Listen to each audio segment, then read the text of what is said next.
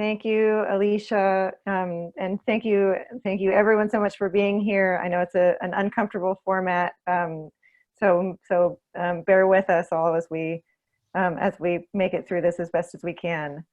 I have some remarks prepared about research and what it means to me, how I think about it, and so on.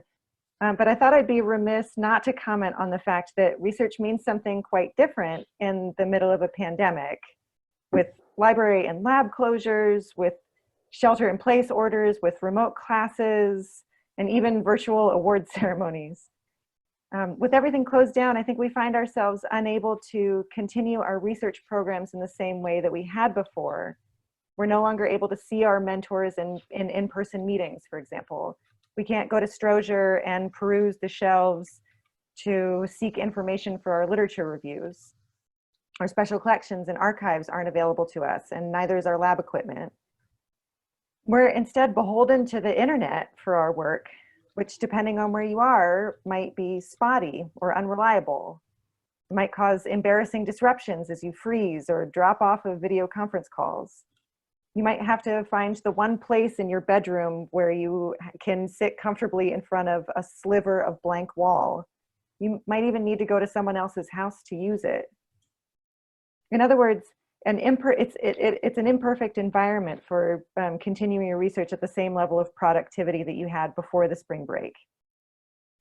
So the other issue is that while you suddenly find yourself without so many of the resources that you relied upon to pursue your research projects, you also suddenly find yourself with so much more time. Now, I don't know if this is your experience. My students certainly keep telling me how much more homework they have now that they're remote, and I believe it. But you also certainly find yourself without all the distractions that you had when we were on campus. You can't go and grab a coffee or a bite to eat with a friend. You can't go to the gym. You won't just bump into someone from class and chat for a few minutes about how hard the last exam was. Suddenly you're just at home all the time. You're only interacting with your parents and your siblings. You're staring at your devices all day, even more so than you were already before all this began. And you have to admit that you were staring at your devices a lot even before this began. So despite all the extra homework, which I know is real, you might even find yourself feeling bored. Now, there are a lot of truisms out there about boredom that really give boredom a bad rep. Truisms like, only boring people get bored, or boredom is counter-revolutionary, or boredom is a deadly poison, so on. There are many great thinkers who claim that boredom results from the lack of a strong inner life, or that if you're bored, it means you don't have enough goals or enough passion, or that you aren't willing to take risks. I don't think any of that is true. Or maybe it just isn't true anymore in a media-saturated environment like the one that we live in. We almost never find ourselves bored anymore because there's so much content out there to stuff our brains with. And I'm not talking about ideas. I'm talking about content. There's a big difference. I'm talking about the endless hours of television that you leave streaming in the background while you hold your other device in your hand and scroll mindlessly through someone's Instagram feed. I'm guilty of that too, trust me. But that's not real boredom, that's overstimulation. Real boredom, the kind of good boredom, the productive kind, is quiet and empty. When you just get to be alone with your own thoughts, as terrifying as that might be. Being bored, like really, really bored, in the end is all about cultivating attention. It's the first necessary step in an oversaturated media environment like ours toward intentionally choosing where we put our attention, not where the algorithms that monitor our digital behaviors think that we should. It's about cultivating the conscious choice of what holds your focus. So I honestly think that allowing ourselves to be bored sometimes, especially during the shelter-at-home, social distancing period that we find ourselves in, I think that's going to be the thing that gets us back on the road to recovering our research programs when we finally get out of this. So the first thing that I want to suggest to you is that you use this shelter-at-home, social distancing, pandemic time as a moment to allow yourself to get bored. And I mean, no Netflix, no texting, no gaming, no news apps, no Twitter. Please, please, no Twitter. There's nothing more mind-numbing than Twitter. I really mean no devices at all if you can manage it, at least for a few moments a day, so that you can let yourself sink into the kind of boredom that's absolutely free of mediated content. Your mind and nothing else. The temptation of this stretch of time at home, and especially as we head into the summer months, which are maybe much faster approaching than we're ready to admit, the temptation is to fill up your mind with someone else's content. And again, I'm not talking about ideas. I'm talking about dumb, space-filling media content. I think when we get back to something that starts to look like our regular research program, it's going to be a weird recovery as we all emerge from our houses like Plato's lonely man emerging from the cave and blinking at the harsh light of the sun. I think one of the best things that we can do to prepare ourselves to re-enter that world of research is to have our minds relatively empty and very much open. I think once we have our minds empty and open, we can let curiosity come back in. So curiosity is obviously crucial to research. It's almost a platitude to say so. But I don't mean the kind of clickbait curiosity that drives us down Wikipedia click holes, or the kind of curiosity that goes skimming an article quickly for that tidbit of information that you think is going to plug the hole in your data set or in your argument. I mean radical curiosity. I mean the kind of curiosity that digs all the way to the root of something, that wants to understand something all the way down to its source. The internet gives us access to all this limitless information to plug all the holes, but research, especially the kind of research that you all have been doing this year, gives us the privileged opportunity to get closer to the source itself. Or if we're really lucky, it gives us the chance to see how far away we actually are from that root. That the roots run way deeper through the ground than we ever thought they did, or that the system was more complicated and more interconnected than we ever imagined it could be. The best case scenario, counterintuitively, is that at the end of your research project, you find yourself staring down an even bigger problem that you couldn't see at the beginning because you didn't know enough at the start to ask the right questions about it. That's the moment that radical curiosity can really take you places.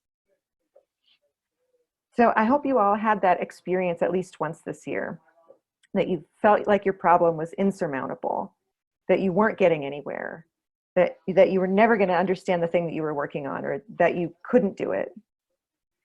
That moment of frustration, I think, is probably the biggest moment of your research career, because when you find yourself in the face of that frustration, it means that you finally understood something clearly about the problem, more clearly about the problem than you had understood when you first started, when you were so arrogant as to believe that you could answer the problem easily, or that your hypothesis was exactly right, or that you'd have no hiccups along the way. When you find yourself frustrated like that, it means that you finally understand the problem for what it is, or at least that you're closer to understanding the vastness of it, and that you're not fooling yourself anymore about the extent of the question or your current inability to answer it. In my own work, I think I have that experience of frustration on a daily basis, and sometimes even many times a day. I work on medieval Italian poetry, poems that were written 700 years ago in a language that is not my native language, in a culture that is not my own, and about which I have endless curiosity, precisely because it's so foreign to me.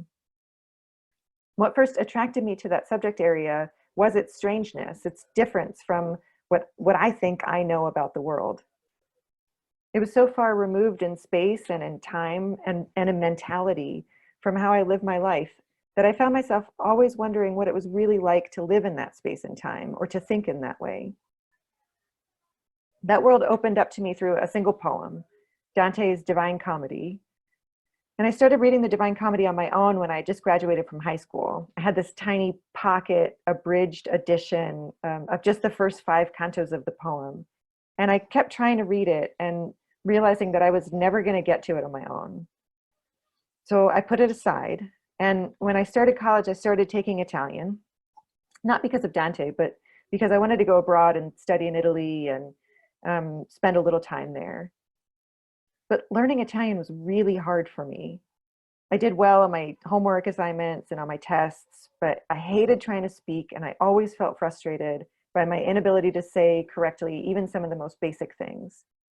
I would have given it up were it not for Dante. Aside from my casual acquaintance with him in that small paperback edition, I really met Dante in a required writing course, a course a lot like ENC 2135, which happened to be taught by the Dante professor at my undergraduate university.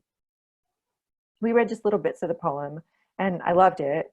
So my sophomore year, I decided to take a whole year-long class on it. And about halfway through the spring semester of that year, I was completely sold. I wanted to study this poem for the rest of my life. It was full of endless puzzles and challenges, and I knew I was never going to get to the bottom of it, and I still haven't.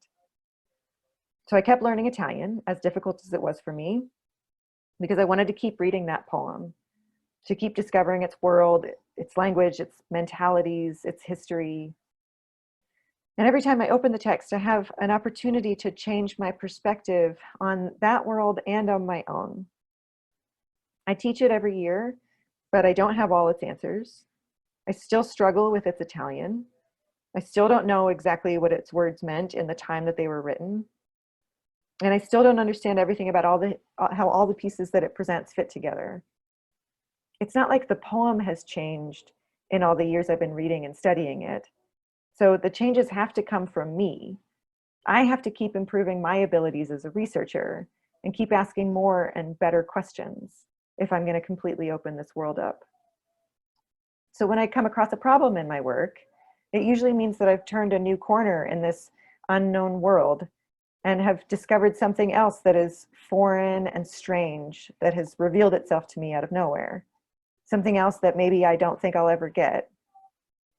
I end up spending many days staring at a blank page on my computer screen, trying to make sense of some philosophical, textual, or linguistic problem that I don't understand, and feeling frustrated that I might never understand it. When I have a day like that, where I come home feeling defeated by the problem in front of me, I try to rewrite my mental script about that day. So rather than say to myself, I had a terrible day at work today, the problem is too big and too hard, and I couldn't answer my question. Now, on those really frustrating days, I try to say to myself, I had a great day at work today. I got to spend the whole day thinking through this really difficult problem that I don't have the answer to yet. And I'll get to keep thinking about it again tomorrow until I've learned something new. For me, flipping the script on those frustrating days helps me to get through the toughest times in my research. It helps me to see my learning for what it is, and to see research itself as an endless passion project that I happen to have the privilege to commit myself to every day. So I want to commend you all on all of your work pursuing research projects this year, even if the year ended on such a strange note. I hope that you spend the time of the pandemic getting bored, cultivating your attention, stoking your curiosity, and craving that frustration that you will have over and over again throughout your research careers. I want to congratulate all of you on your hard work this year, and I wish you all the best as you move on to your next research endeavors. Thank you so much for including me in on the celebration.